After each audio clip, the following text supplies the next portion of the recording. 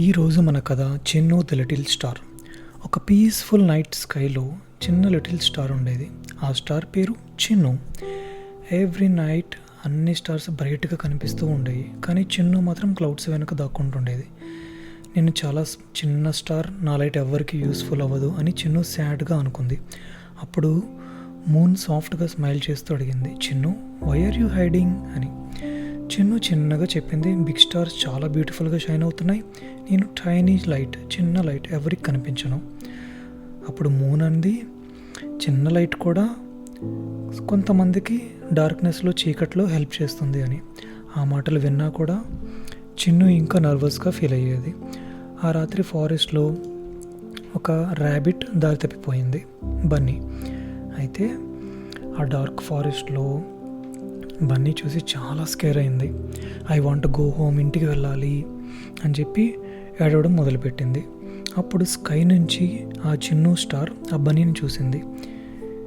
చిన్న బన్నీ భయపడుతుండటం చూసి చిన్ను హార్ట్ కైండ్నెస్తో నిండిపోయింది. మేబీ నా చిన్న లైట్ హెల్ప్ చేయొచ్చు అనుకుంది.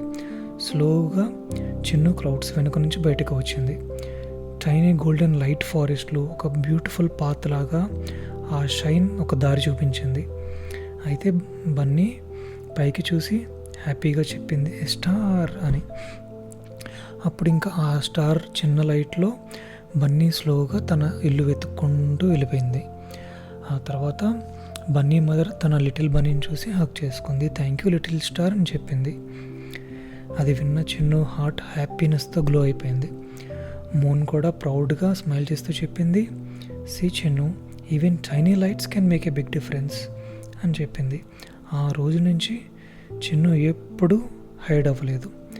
ఎవ్రీ నైట్ అది సాఫ్ట్గా షైన్ అవుతూ చీకట్లో ఉన్న వాళ్ళకి లైట్ చూపిస్తూ ఉండేది.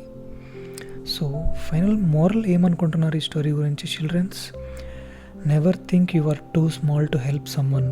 చిన్న కైండ్నెస్ కూడా ప్రపంచాన్ని బ్రైటర్గా మార్చగలదు. Good night.